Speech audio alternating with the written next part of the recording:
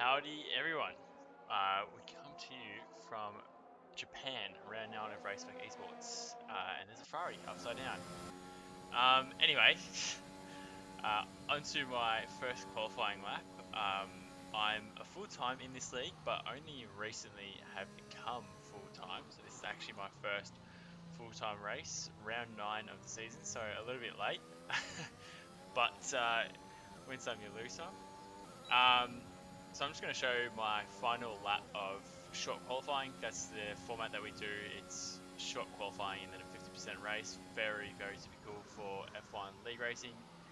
Down to fourth gear. So my strategy in this qualifying was, as we've got Alpine kind of impeding me right there. I kind of generally in a short qualifying you sort of have 3 rounds, 3 hot laps. I skipped the first one. And kind of put half my money on a medium run in the middle because the track does evolve as the session goes on. So your last lap is going to have the lowest potential lap time. So you can see setting a purple first. I think in qualifying at this particular track, probably one of my strongest tracks for sure in terms of qualifying. And same with the race pace. So I was expecting something good here. As you can see, I was in P2 from my medium lap, which was the middle round. I skipped out on the first round, and that way I'd have an extra set of soft tyres in the race, because generally there's a lot of safety cars, and it's convenient to have an extra set of completely unused soft tyres. And so this, I've obviously did my medium run, which was alright. P2, I was like, look, this track, it is difficult to overtake, taking a lot of curb through there. It's difficult to overtake, so I thought, let's just go for the softs, put it on pole with not the best lap I've done. My time trial is a 28.3, so that's 8/10 off what I can do in time trial. So I really just wanted to get that lap in and make sure it was valid, because that was my only chance. And so there is the results. We've got HMS in P2, and what you won't see is PTR, probably the fastest person in this particular grid. He's in the McLaren today, and he actually came late, so he missed out on qualifying. So he's starting, I believe, P18. And just a little bit of a spoiler, but we'll be seeing him a little bit later in the race.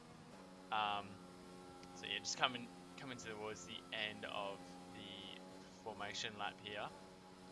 Trying to go pretty slow because there has been a few races in the past where I've been in the top 3 as a reserve, and you'll find that some of the guys towards the back will be very, very slow on their formation lap, and you'll be sitting on the grid for just like almost a minute. It's pretty ridiculous. And also the person who qualified P3 is Nafal. Obviously got disqualified from the formation lap for whatever reason, so we want to make sure that his tyres are as cold as possible, because he's going to be starting right behind me. And here we are, waiting on the grids, waiting for everyone to form up. Just kind of getting in the zone here, getting ready to minimize your reaction times, try and just hold on to pole position. And as you can see, we do have to wait quite a while on the grid. The tyres do cool down quite a bit in this period.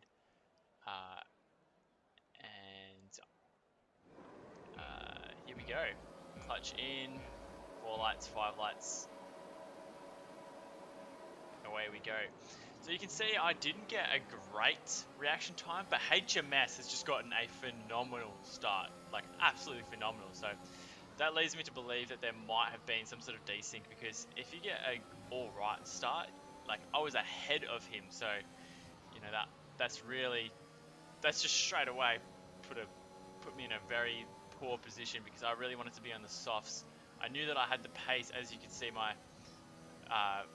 quali lap was quite a little bit off, as we get a virtual safety car because my teammate JS44 has retired for whatever reason, somewhere in it looks like the 4th or 5th corner, and we put a virtual safety car straight away.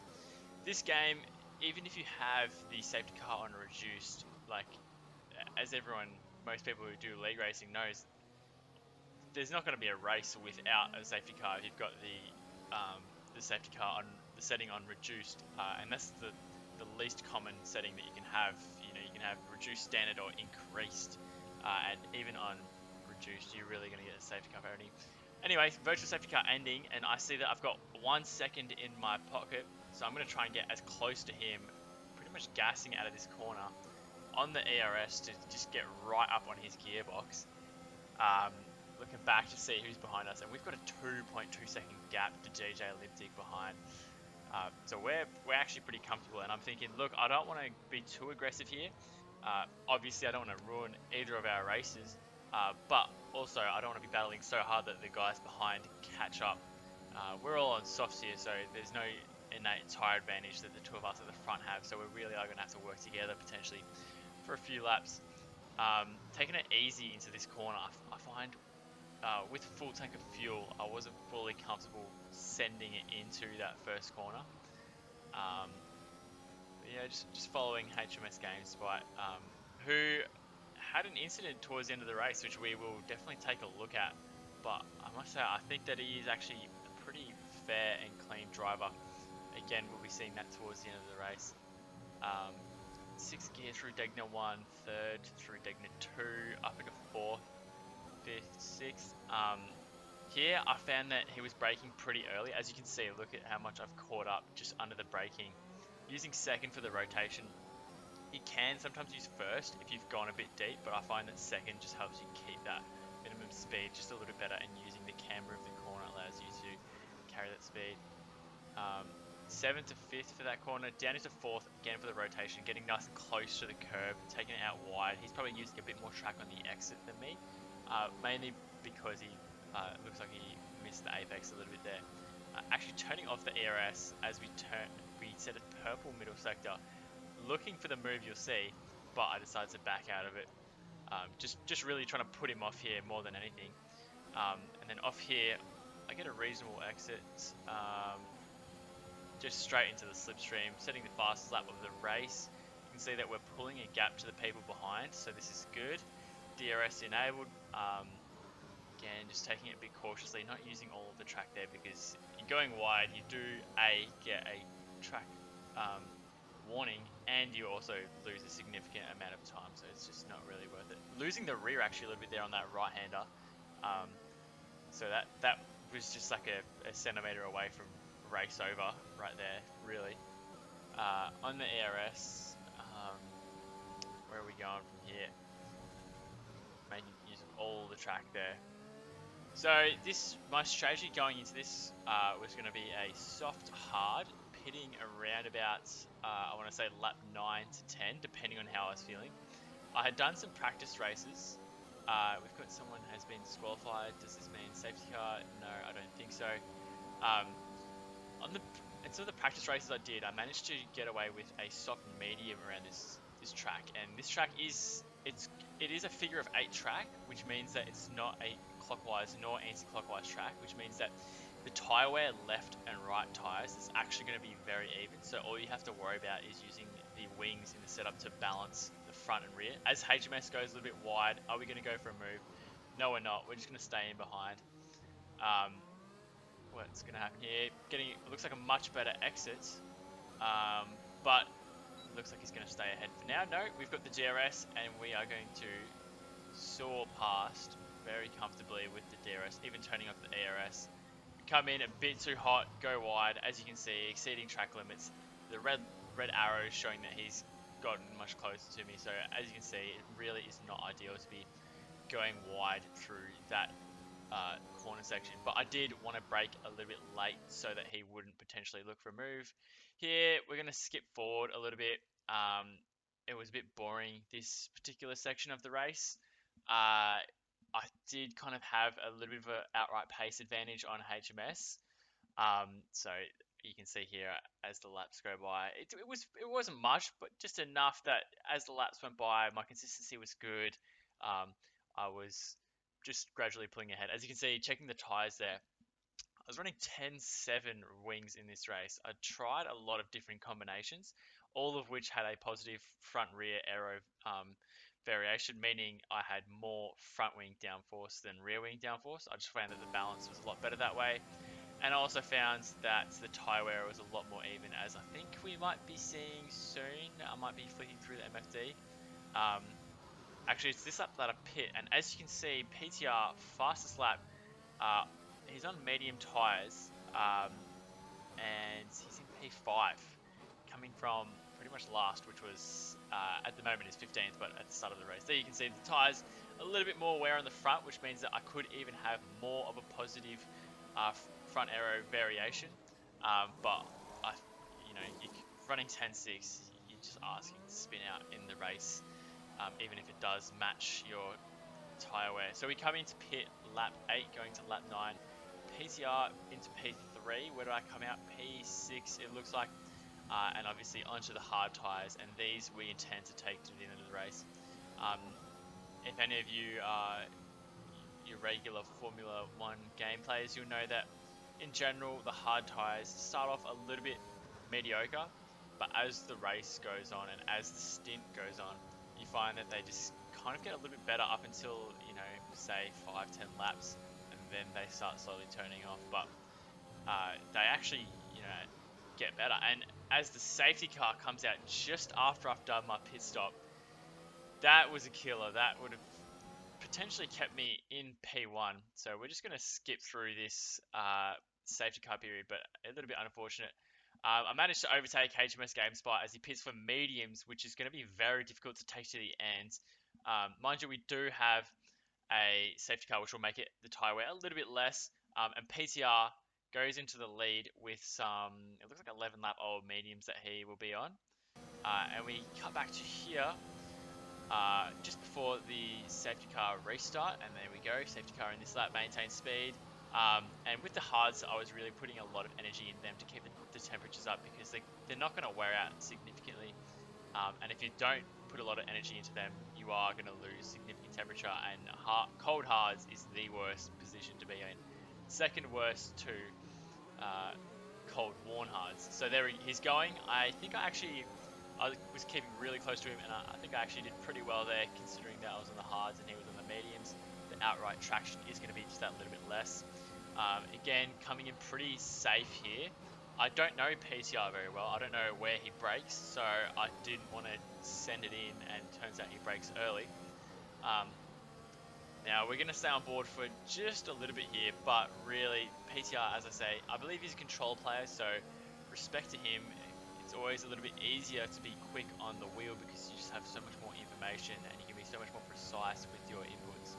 So absolute props to him on his speed.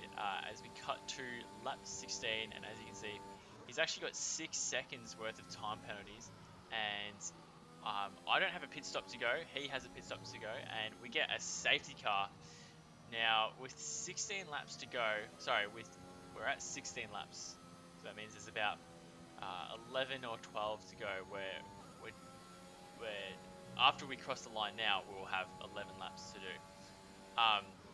And obviously, in his situation, you're going to pit now, and as he does, and I actually decide with, under 12 laps to go, I think I can make this soft last, especially considering that we're going to be spending, 2, 3, maybe even 4 laps behind the safety car, meaning that the tyre wear for those laps is significantly less. So we're only going to really have, say, at a maximum 8 laps of racing where you actually really do wear out the tyres. So I come in for a completely fresh set of softs, which is the advantage of using medium tyres in qualifying, and B, skipping out on that first run.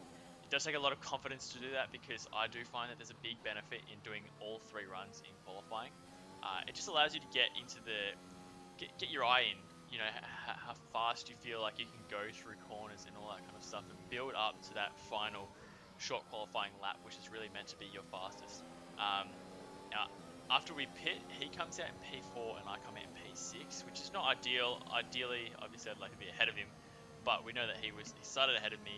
When we went into the pits, he was ahead of me. So ideally, there would be no positions between us, and it's likely that we would probably cut through a bit of the field, as there's some people who haven't pitted for tyres, so the soft tyres are going to be better. And here we are overtaking the safety car. Now, in the race, I was getting a little bit annoyed, because I thought that the leader was intentionally overtaking the safety car, and the game wasn't giving him a penalty, so we all had to overtake the safety car with him also. Um, and we end up doing this, I think, 2 or 3 times as we just passed the safety car there again. Um, so I was getting a little bit frustrated thinking that it was intentional, but there is on this game a safety car glitch. This game, I really enjoy the physics of it, I must say, but just everything else is done really poorly. As we cut to safety car in this lap, fortunately, we didn't have a full safety car glitch where I think sometimes you can just be under safety car conditions for the rest of the race. That would have absolutely sucked. Um, P6 not great considering I set pole. It would have been even worse for PTR. He would drop down pretty much almost to last with 6 seconds of time penalties. And here we're going, but HMS has been slowed down. He probably went too early, and I can't actually overtake Geo here because it's not yet green flags, and now it turns to green. I'm on the ERS. I'm looking behind. I turn it off because I don't want to waste my ERS. I'm going to let him use it as he goes in. Because I look for the move, but I decide to back out of it as he occupies the space that I was just looking for. So fortunately, we made that decision. As you can see, I'm almost pushing him through the corners here on these fresh softs as he's on old mediums. And what do? We go around the outside through the S's. We look for the move on Out My Chin, but we decide to back out of it. However, he's gone wide. I've got the fresher tyres, using the ERS, pushing through this corner. I can see the red light, but I'm expecting him to back out. I leave him the space still, and unfortunately, we have made contact. So sorry to Out My Chin. I tried to leave this space, but unfortunately, like Stegner 1 really just isn't a corner that you should go side by side through. He has every right to fight for his position, and I left space, but really, at the end of the day, shit happens. We've got PTR ahead of Wild Ackerman, which is not ideal because now he still has a car between us, and he can just push at his pace, which we know from that stint where I was on the hards and he was on the old mediums before the first safety car, that he has potentially got the outright pace advantage on us. So we're going to have to do something special. Obviously, keeping within that 6 second is going to allow us to win the race, but obviously we would like to do that on track. So we've got Wild Ackerman ahead, and he is on, if I can see that correctly, the hard tyres, which not pitting at a safety car can obviously give you the opportunity to overtake a lot of people as they go into the pits, but just being on hards, there's still 5 laps to go. Like, if everyone else is on fresh softs, you're going to lose a significant amount of positions. As you can just see through the S's, we've just caught up, say 5/10 in that like one sector, just through that, mechanical grip advantage that I'm going to be having. Setting the purple first sector, which is good because PDR is ahead of us, which means that if he went faster than me, it will show. And what we're going to do here, we're going to go around the outside of Wild Ackerman. He leaves me the space, but I just get on the traction a little bit better as he ghosts out, potentially squeezing me just that little bit too much. I leave him the space on the outside, staying on the ERS for a long time because he looks really close, and that actually put me off a little bit, but fortunately didn't make any significant mistakes, nor did we make contact, which is very lucky because that could have been race over. Potentially even both of us, as I would have been spun and he would have potentially got some wing damage. And finally, we are now behind PTR. However, he is 1.4 seconds ahead. I'm going medium defensive here in the middle line, so I'm not going fully defensive, nor am I taking the racing line, which kind of invites him. As these two are having a ding-dong, and PTR has actually he's actually driven into HMAS, he's spun around, and without ghosting there, I would have definitely taken damage on the front wing. So fortunately, ghosting was on. As you can see, I broke and everything, and that still just wasn't enough, but fortunately we've got the ghosting. Safety car comes right out for this third safety car of this race. As you can see now, the reduced safety car setting really isn't reduced, it's still very common. To be fair, we do tend to have a lot of crashes in this league, so it's not completely unrealistic, but it's unrealistic in how often we crash, which correlates to, or not so much correlates, causes a lot of safety cars to come out. We skip forward to safety car coming in, and we are on lap 24, going into lap 25, getting some temperature into the tyres, and here we try and stick really close to HMS to try and just get the best exit. we can when he decides to go. He's doing some gentle weaving, waiting for the safety car to come in, and he's going. And we're off. So I use a lot of ARS just to keep behind him. Now you will notice that he has got a 5-second time penalty, and that was from the incident with PTR. Now I did say that it looked like he drove into him. Obviously, that will be getting reported to the stewards. That's just the way I interpret it. Obviously, HMS has got the penalty because there was a significant amount of contact there, causing PTR to spin. Um, so it does mean that right now, if the checker flag falls, we are winning the race. However, as any driver, you want to win it on track, fair and square. So I'm actually taking it pretty easy here, kind of just like keeping my distance. A little trick I found is that if you lift and coast just before the braking zone, you can actually save up a significant amount of ARS, especially if you have the DRS, because that just allows that. DRS obviously means that over one lap you're going to be that much quicker, so you can actually lift and offset the gains that you make from the DRS, and you'll maintain the same gap to the person in front whilst harvesting a significant amount of ARS. And that's what I'm thinking. I'm thinking I'm just going to save as much ARS as I can, as I actually use a bit here. And looking back at this, I think on this one here, you can see I'm still gaining on him. If I had stayed on the ARS, it's very likely that I would be able to be in a position to go for a move. As I look down the inside, again, same as before, a bit of deja vu. Mainly just to put him off more than anything. I'm really not going to be going for that move. He gets a little bit of a snap on the exit, and I get on the ARS. And here you can see the downside of running pretty high wings, 10-7, as he actually managed to keep with me. We go side by side, almost touching there. That was very close. Now he's got the advantage here. I decided to just back out. I really do have more to lose than him. I've got a race win, potentially on the cards here. Look for the move around the outside. As you can see, not happening at all. The fronts just did not group up there, so that was not going to be happening. And then this lap, I'm not backing off whatsoever into Degner 1. I'm just right behind him, getting close up in Degner 2. Again, as I said before, I did notice that he was going a little bit, braking a little bit early in the hairpin. That could just be a function of him having more hard and more worn tyres than me. So, again on the ARS, now I'm just thinking we have got, at the end of this lap, we've got 1 lap to go, 1 lap to get in front. So all I can do right now is just be as close to him as possible, putting as much pressure on, hoping that at some point he's going to crack. And here I'm using the ARS, we're very close, and you can actually see that I'm lifting because I don't want to go side by side into 130R. You're just asking for disaster. What do? He defends. We go around the outside with a massive late braking move, and we are clear by the time we come to the second exit of that chicane. And that's it. We are on the ERS obviously quite a lot because we don't want him to return attack. As we know, we have gone side by side into this first corner before. I'd rather not do it again, and I'd rather maintain my position. So I'll just use a lot of my ERS. We are at, I think, 20% now, which is pretty low, but I mean, it's the last lap. You've got to, if you're crossing the line with even 1% ERS, then that means that you've left some race time on the table. So ideally, you want to have it completely used by the time you cross the line. Setting a purple first sector. PTR obviously out of the race from that incident before. He would potentially have beaten me in the fastest lap of the race. But as you can see, we've got an extreme tyre advantage over HMS GameSpot, and we're already a second clear after setting a purple first sector.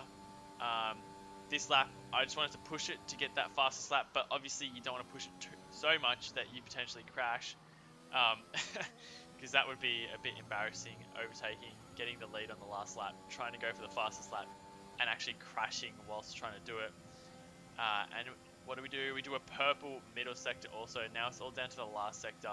The delta that I've gained so far, I couldn't quite catch it just then, but it's probably going to be the fastest lap anyway. Taking a lot of the curb there into fourth, waiting for the traction and then getting on the ARS. And as you can see, finishing with what's that? It looks like about 4%, so obviously a little bit left on the table, but I couldn't actually use any more because if I got on the ERS any earlier, then I would have less traction on that exit, so you kind of have to wait. And are we going to show the results? No, I don't think so. Um, we've just got a loading screen for me. Either way, thank you very much for watching. This has been my first F1 League Racing video. I really hope you enjoyed that. It was an incredibly fun race for me. I hope you all have a good day. See ya.